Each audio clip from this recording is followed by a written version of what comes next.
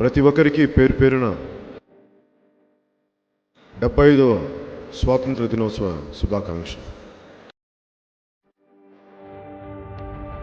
మన పింగళి వెంకయ్య గారు మనకి మువ్వెన్నెల జెండా ఇచ్చి ఆయన గర్భదారిద్ర్యంతో చనిపోయారు. ఒకసారి చరిత్ర వెనక్కి చూసుకుంటే చాలా అద్భుతమైన వ్యక్తులు ఉన్నారు. ఉన్నతమైన చదువులు చదువుకున్న వాళ్ళు, ఉన్న జమీందారీ కుటుంబాల నుంచి వచ్చి కూడా సర్వస్వం త్యాగం చేసిన వ్యక్తులు, వాళ్ళ ఆస్తులు వదిలేసుకొని సర్వస్వం అర్పిస్తే, ఇప్పుడున్న ఈ తరం నాయకులు మటుకు వారి ఆస్తులను పెంపొందించుకొని ప్రజల ఉమ్మడి ఆస్తులు మటుకు కొల్లగొట్టేస్తూ ఉన్నారు. ఆ నాయకులకి తేడా. అలాంటి మహానుభావులందరినీ స్మరణకి తెచ్చుకొని వారిని గౌరవించే రోజు ఈరోజు.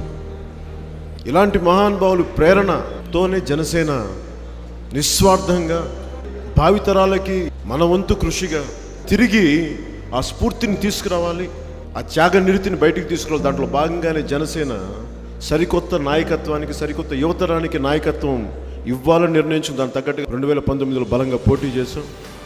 ఈ రోజున ఏ పార్టీకి లేనంతగా ప్రతి ఊర్లో కూడా ఈ రోజున జనసేన జెండా రెపరెపలాడుతుందంటే దానికి ప్రేరణ స్వాతంత్ర్యకారుల తాలూకు ప్రేరణ. ఇంక వాళ్ళ త్యాగాన్ని మేము మర్చిపోలేదు.